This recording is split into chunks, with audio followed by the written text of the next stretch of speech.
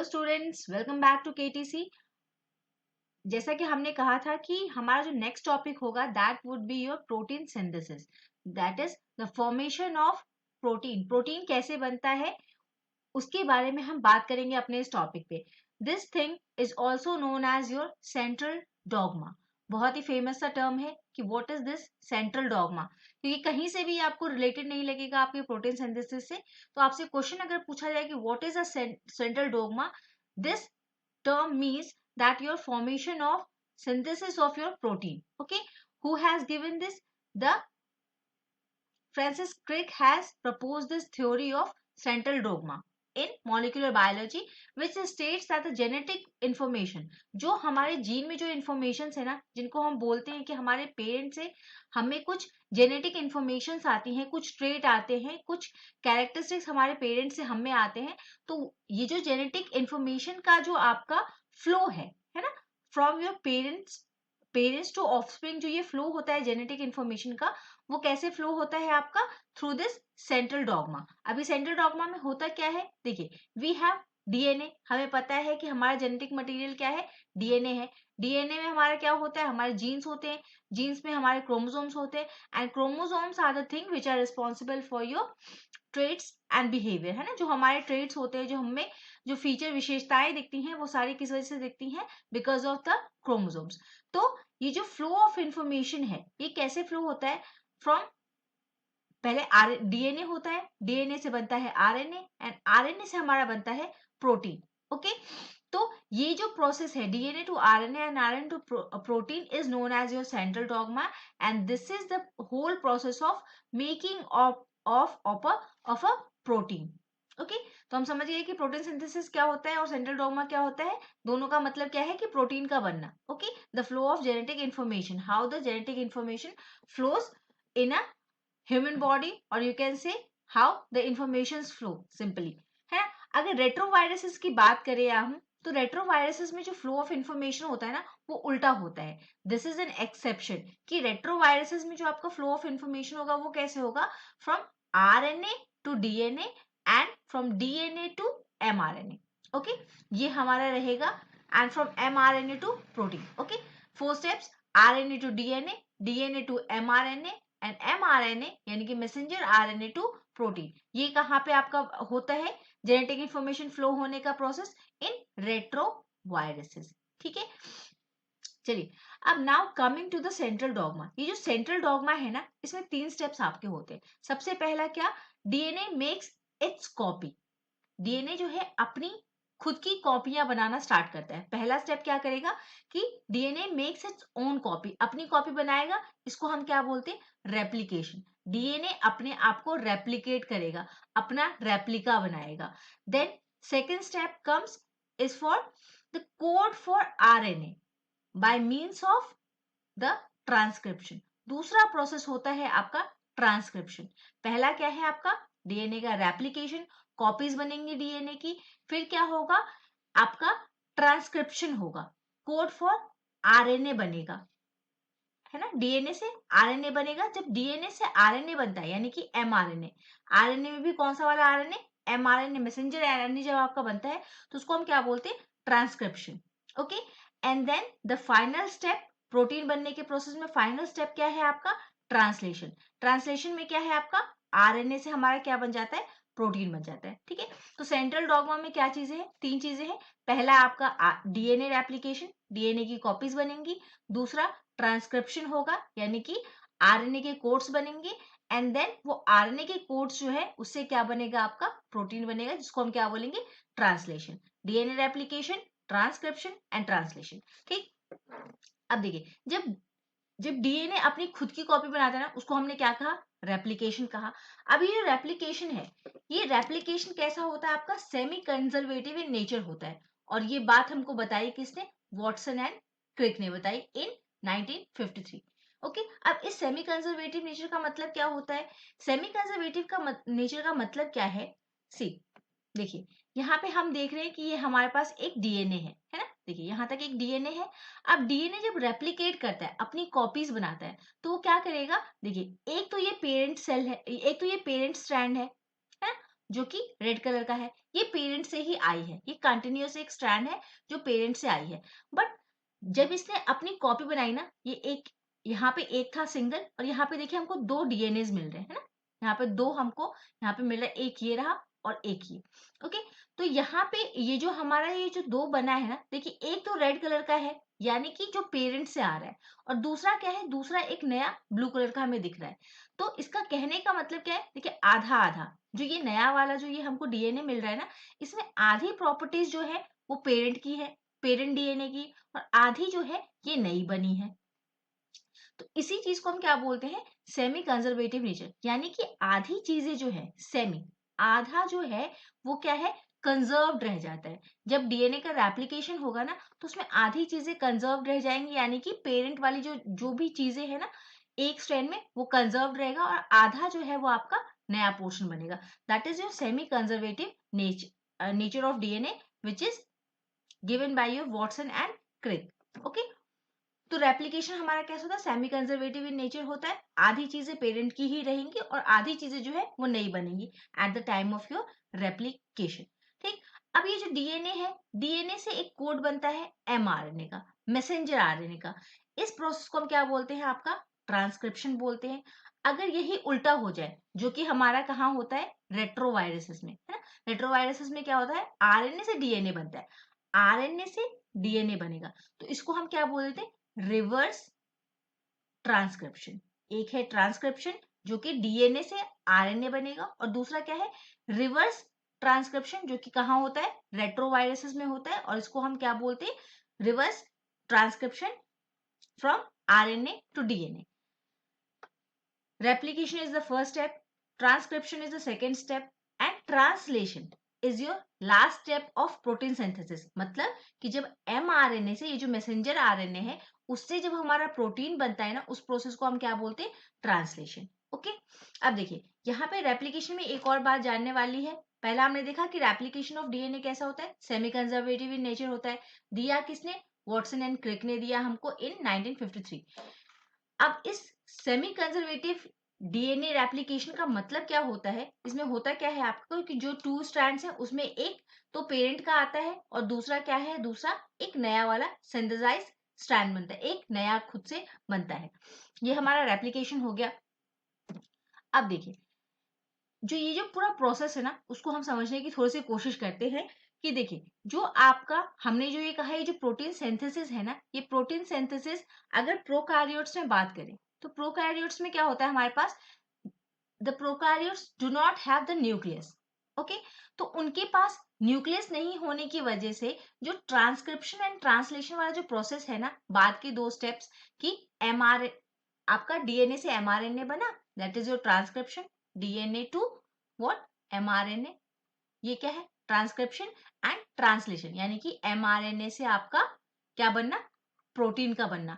ये दोनों प्रोसेसेस जो है ना, ये साइटोप्लाज्म में होते हैं। ओके, साइटोप्लाज्म में होंगे क्योंकि हमारे प्रोकैरियोट्स के पास न्यूक्लियस नहीं है। बट यूकैरियोट जो है उनके पास न्यूक्लियस है, उनके पास वेल डेवलप्ड बॉडीज होती हैं। तो इसमें से कुछ प्रोसेसेस जो है वो आपका राइबोसोम्स में होता है, जो कि आगे हम देखेंगे। ठीक है, नेक्स्ट एक वन लाइनर क्वेश्चन आपका है, ये इंपॉर्टेंट की पॉइंट्स है, यहाँ पे जितने भी पॉइंट्स दिए हैं ना, ये सब वन लाइनर्स है, सारे एग्जाम्स में आए हुए हैं, और अगर नहीं आए हैं तो definitely they will come to your examinations. Next question, next step कहता है कि the formation of protein, the information of protein synthesis. Protein synthesise करने की जो हमको इंफॉर्मेशन चाहिए ना, वो कहाँ स्टोर्ड होती है आपकी, it is stored in your DNA, है ना?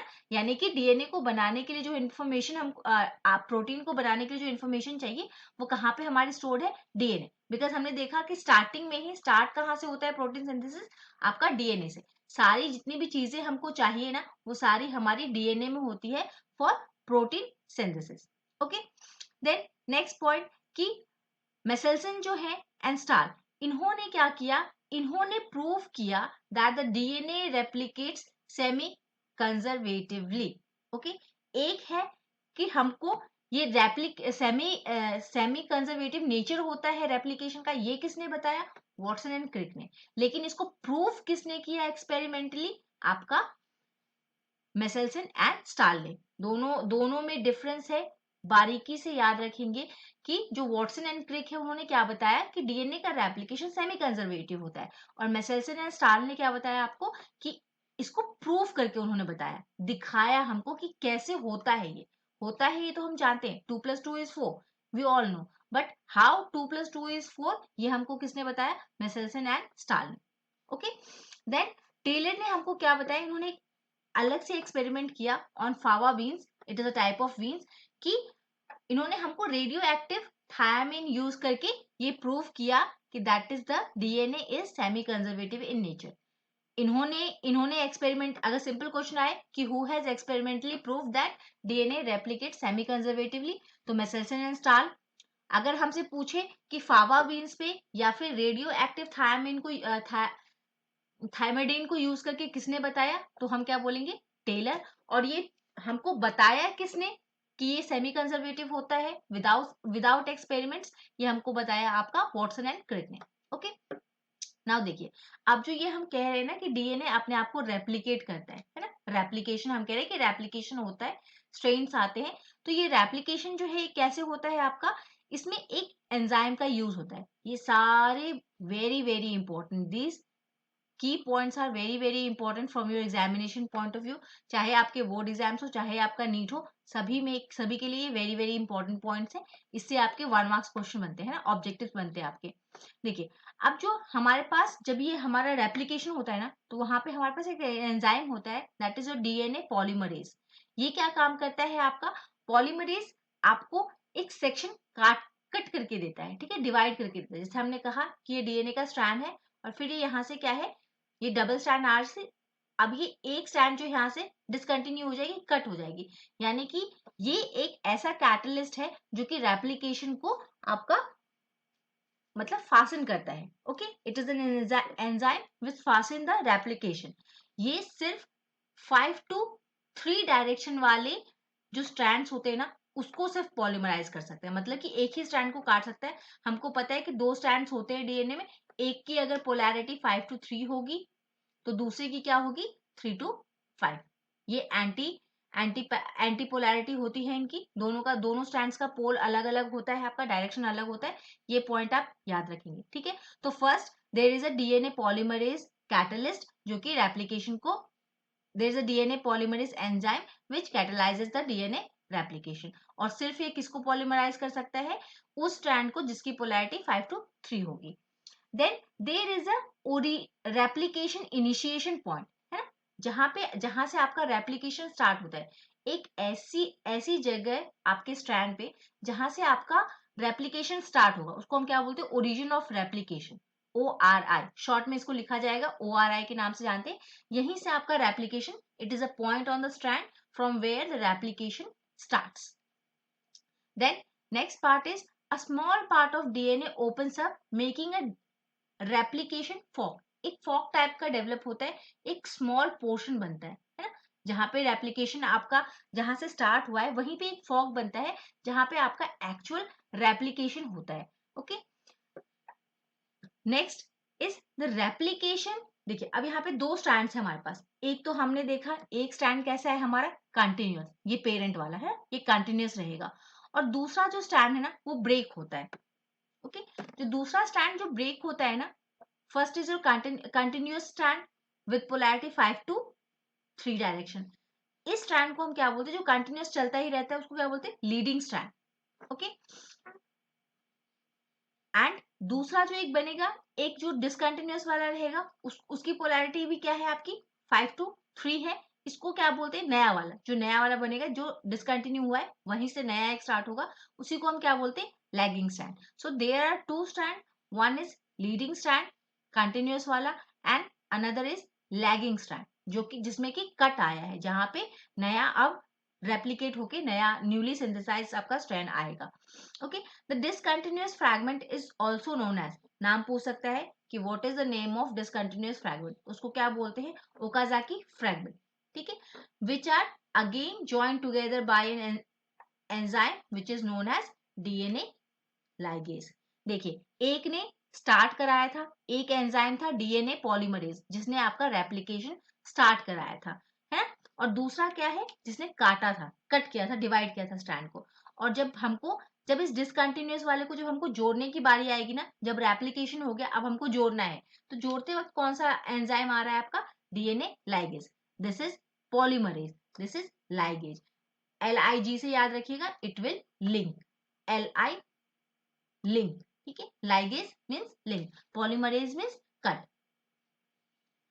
ओके, हमने प्रोकैरियोट्स का देख लिया। अब एक बार यूकारियोट्स का देख लेते हैं कि यूकारियोट सेल जो है उसमें जो रेप्लिकेशन होता है ना, वो कौन से फेज में होगा। ये भी आया हुआ क्वेश्चन है कि कौन से सेल साइकिल के कौन से फेज में होता है। ये आपका एस फेज में होता है।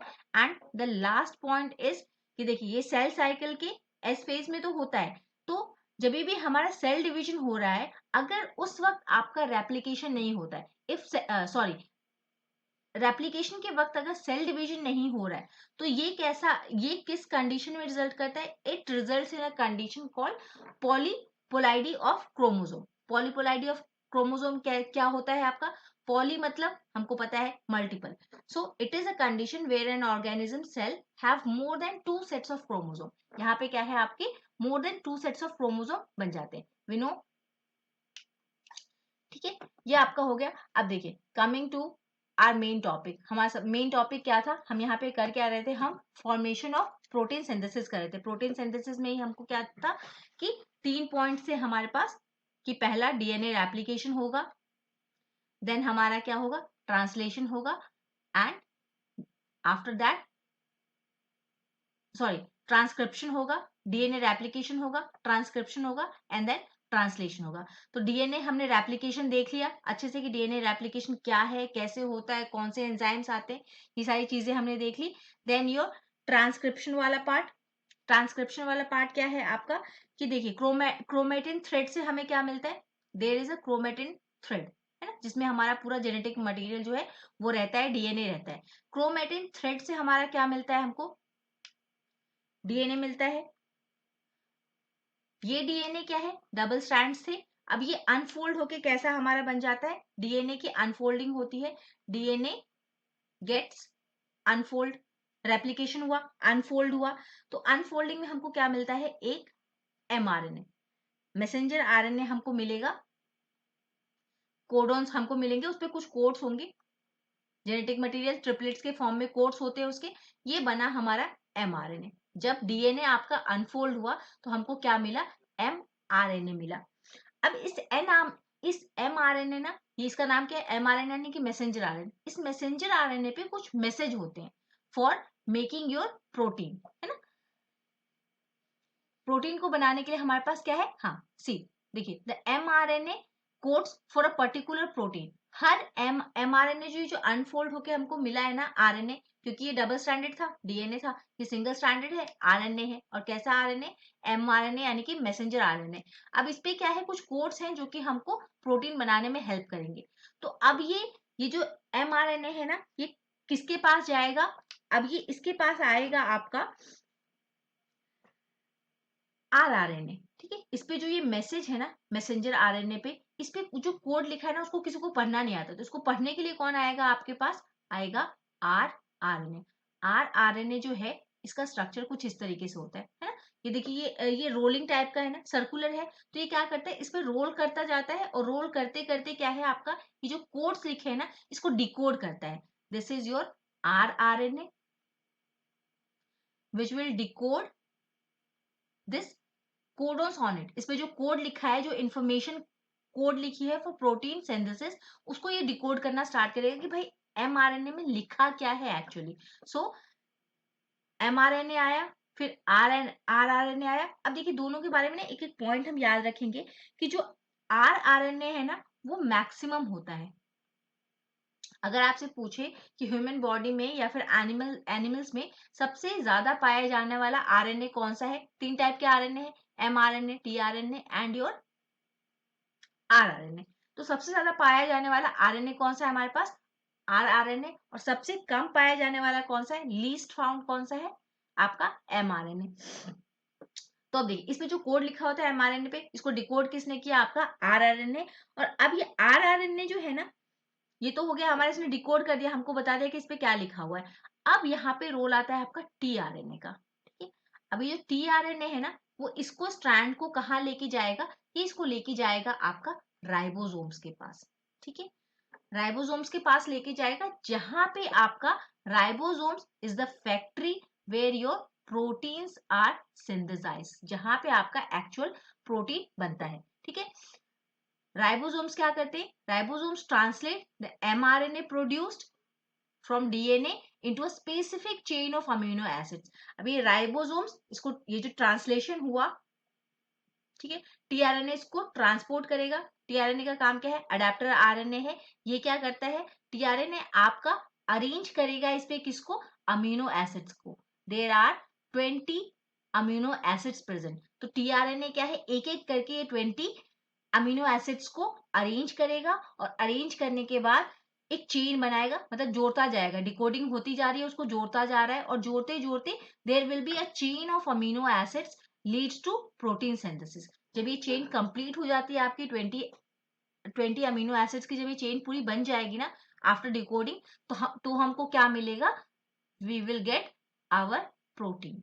ओके, अब देखिए यही ट्रांसलेशन वाला जो प्रोसेस है ना, यहीं पे आपका जो एटीपी हमारा बनता है ना, हमको पता है कि एटीपी बनता है हमारा कहाँ, माइटोकॉन्ड्रियन में, पावर हाउस ऑफ हमारा सेल होता है। तो यहाँ पे जो माइटोकॉन्ड्रियन में जो एटीपी बनता है ना, वो यहाँ पे हमारे यूज होते हैं। Okay, the expenses of ATP is required and this energy is given by your charged tRNA। तो ये हमको देता कौन है, tRNA देता है। and the whole mechanism, the whole machinery for translation is present in your ribosomes। ribosomes are the factory, पहले भी बात कर चुके हैं कि ribosomes are the factory of your protein synthesis. ठीक है, तो हमने देखा कि प्रोटीन सिंथेसिस में हमको क्या क्या चाहिए, हमारा डीएनए अनफोल्ड होता है, डीएनए का रेप्लिकेशन होता है, वो अनफोल्ड होता है, अनफोल्ड होके क्या बनता है आपका, एमआरएनए बनता है। एमआरएनए पे आपके कोड्स होते हैं जो कि आपके प्रोटीन सिंथेसिस के लिए जरूरी है।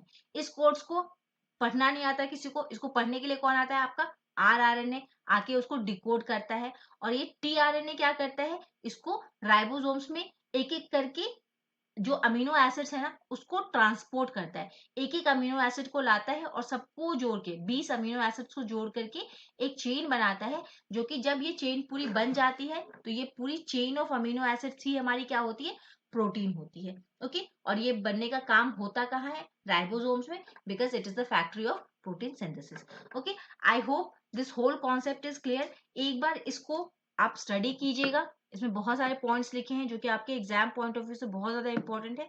Each and every line is full of information, है ना, यहाँ से डायरेक्ट 1 मार्क्स क्वेश्चन पढ़ते हैं। तो do study this PPT and do like and subscribe this channel please, this is the motivation for us. तो लाइक एंड सब्सक्राइब जरूर करें। Thank you everyone, have a nice and wonderful day, keep studying, keep revising.